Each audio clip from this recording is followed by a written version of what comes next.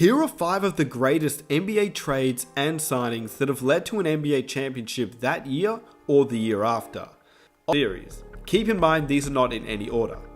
At number 5, Rasheed Wallace for the Detroit Pistons. During the 2003-04 season, the Detroit Pistons started out strong, winning 14 out of their first 20 playoff games, but it wouldn't last, and management quickly realized if they had any chance to go anywhere this postseason, they needed to make a move during the season. They were a good team, but looking for that one piece to help get them ready for the playoffs and push for the NBA Finals. That's when a disgruntled Portland team who had had enough of Rasheed would actually trade him over to the Atlanta Hawks, where he played a total of 1 game. Yeah. He literally only played 1 game and shot as many shots as he could in that 1 game for the Atlanta Hawks. But then he was quickly traded to the Detroit Pistons in a salary dump move, as he had no use in Atlanta. But for the Detroit Pistons, he was literally their perfect player. He fit in the first minute he stepped in that locker room. Welcome, boy, welcome. We didn't even know how good of a defender he was until he got here. A 3-point shot by Rasheed Wallace. I just thought he was a perfect fit. I thought he embodied what we wanted to be here. Here's a guy that wants to win. Here's a guy that's dedicated. He's unselfish. He's a great teammate. I just thought that, you know what, that guy's a Detroit Piston. When you look at the Detroit Pistons of 2004, he not only added to the defensive philosophy and mentality of the Detroit Pistons at the time, with Rip Hamilton, Ben Wallace, and Tayshaun Prince, he was a valuable offensive player as well. As a big man, which the Pistons really needed considering that Ben Wallace, as great as he was defensively, wasn't a talented offensive player, which meant their front court really struggled on the offensive line. But Rasheed Wallace had some questions. He came in with an attitude and a bad temper. But that's what made him great for the Detroit Pistons. As we all know, they've always been an underdog team, a team with heart and soul and passion, and people criticizing that team, the way they did with Rasheed Wallace. And whilst the attitude issues were noticeable, in Detroit he played like a man who wanted to show the fans that he was a good guy, who could help this team win, and win an NBA championship, and he quickly became a fan favourite in no time.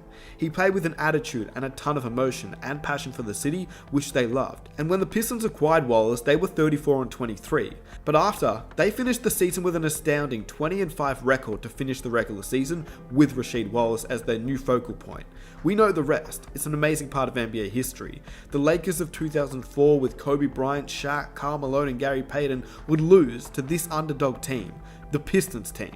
Ben Wallace, Rasheed Wallace, Chauncey Billups, Rip Hamilton and Tayshaun Prince, which wasn't led by anybody. It was a great team, an all-around team. All players played their role, but one thing's for sure is the Pistons don't go on to win that NBA championship without Rasheed Wallace, and him being acquired on February of 2004 was the best thing they could have done that season. To contain Kobe Bryant, Gary Payton, but in terms of their bigs in Karl Malone and Shaquille O'Neal, that was an amazing achievement. The Pistons needed the Wallace boys to play tough and physical, and without one of them, I don't think they win an NBA championship that year. Number 4, Dennis Rodman and the Chicago Bulls. With the Michael Jordan documentary airing, everybody's talking about the Bulls of the 90s, Jerry Krause and the breakup of the Bulls after their three-peat, but I think it's fair to say without Dennis Rodman as a member of the second three-peat Chicago Bulls team, it's quite possible the Bulls don't go 6 for 6 without Dennis, and here's why. The previous season, before Dennis became a Bull, Michael Jordan had returned to the team in the spring of 1995, but the Bulls still lost to the Orlando Magic in the Eastern Conference semifinals with Shaquille O'Neal and Penny Hardaway. And in the postseason of the Chicago Bulls meetings, they made it clear they needed a rebounder. They needed to go after somebody to replace Horace Grant, who they lost the year prior. Phil Jackson said, and I quote, "If we were going to win an NBA championship, we had to have somebody who could fetch the ball." That was an expression he used, according to Jerry Reinsdorf at the time. And all names kept leading back to one, the Worm, Dennis Rodman, the greatest rebounder that ever lived. And at the time, he was having issues in San Antonio, and both Dennis and the Spurs wanted to part ways. That meant the most talented rebounder ever, and one of the greatest defensive players of all time was up for grabs. The literal perfect piece for this Chicago Bulls team after losing Horace Grant the year prior. The big question at the time was, would Michael Jordan be okay with it? Would Scottie Pippen even accept him? And I was just wondering how these guys gonna take me. I'm over to Jerry Cross's house. Phil Jackson was there, Michael was there, Scottie was there. Phil Jackson got to the point, he said, "Dennis, the first thing I want you to do is go over and apologize to Scottie Pippen." I definitely can say I wasn't overly excited to get him, but It didn't take me long to say yes. So I went outside and we talked for 5 minutes and stuff like that. Scotty said, it's okay. Everything's fine, man. Don't worry about it. The Spurs today traded the controversial Rodman to the Chicago Bulls. We know what he had done to Scottie Pippen, especially that shove that sent Pippen into the crowd, and could have seriously hurt him. Not to mention, he was a part of the bad boy Pistons, who Jordan and the Bulls seriously hated. Even their fans despised Dennis Rodman at the Pistons at the time, considering if you were a bad boy, you were not welcome in Chicago. But in the end, they all agreed. Phil Jackson, Jordan, and Pippen said, if we were going to win an NBA championship, we needed Dennis. And that's what they did. They went out, got Dennis Rodman, and after that, they went on a 72-10 year, the best record of all time, winning the first of 3 NBA titles. 2 years later, they had won 3. I think it's hard to believe that without the addition of Dennis Rodman, who would do all the dirty work, allowing Jordan and Pippen to focus more offensively and on their assignments defensively, knowing that Dennis had their backs, I don't think the Bulls would have won 3 NBA championships after their first 3-peat without him. I mean, you really think about the way he locked down Karl Malone and aggravated him in the NBA Finals on multiple occasions. What he did to Shaq in the 1996 Eastern Conference Finals after previously losing to Shaq and the Magic the year prior without Dennis Rodman. I'm not saying that the Bulls would have struggled, of course. After all, they still have MJ and Scottie Pippen, but Dennis Rodman was an amazing signing that can't go unnoticed by Jerry Krause, despite what people think of him. And without Dennis Rodman, I don't think the Bulls win those 3 NBA championships. Number 3. Clyde Drexler and the Houston Rockets. After an NBA championship in the 1993-1994 NBA season, the Houston Rockets were expected to dominate that next season, considering they'd won an NBA championship the year prior, and they did. The Houston Rockets that season started off the year 9-0, but quickly that became 25-15 by the end of January, and the Rockets didn't look like that championship team from the year prior. On the other hand, with the Blazers out of serious contention for a championship and Clyde Drexler being extremely loyal to that team for many years, carrying that Portland Trailblazers team to 2 NBA Finals appearances during that time, they felt obligated to honor his request, sending him over to the Houston Rockets to play with his college teammate, Hakeem Olajuwon.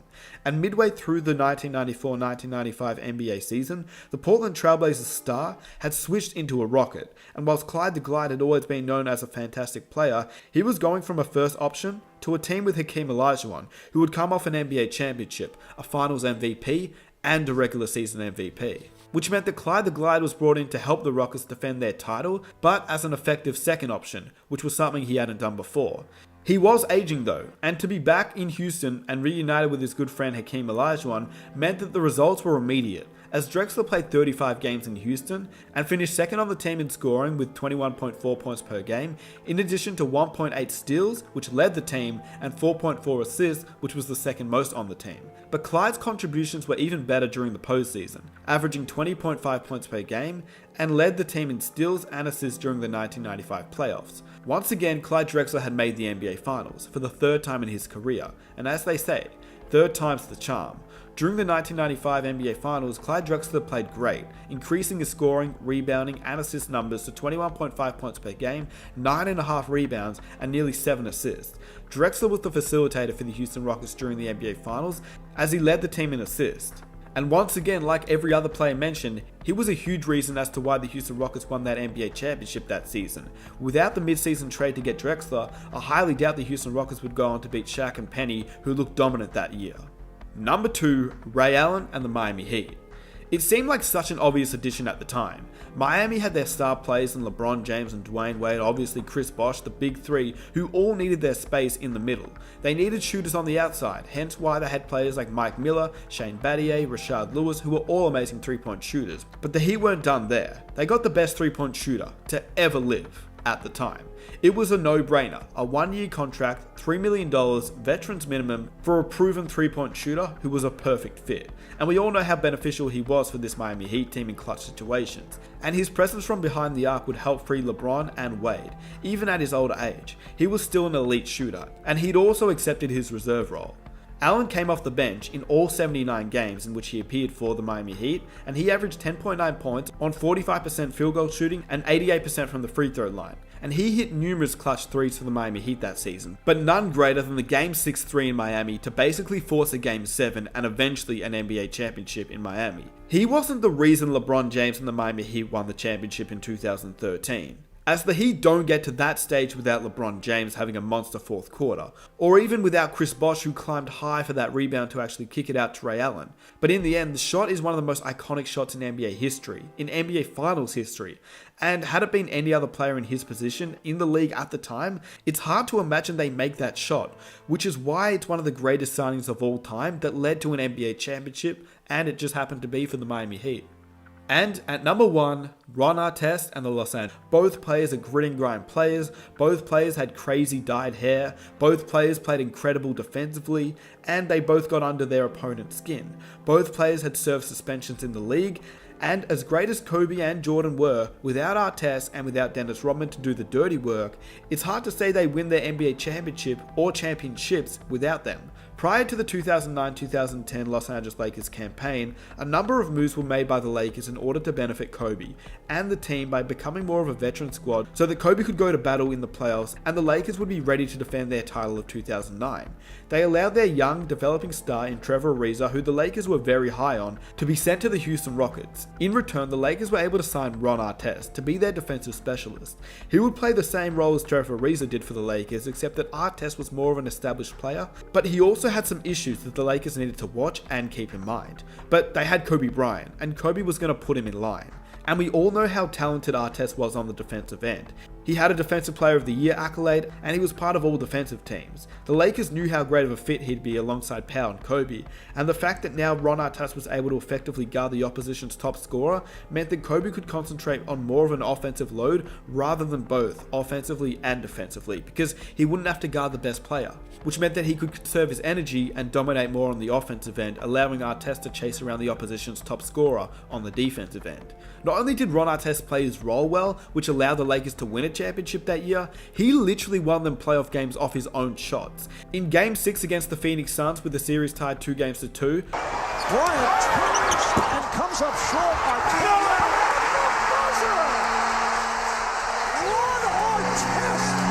As Bryant fires one that came up short, Artest, no question, got it off on time. Which, if they were going down 3-2 against a tough Phoenix Suns team, who's to say that the Los Angeles Lakers don't come out of that series with the win?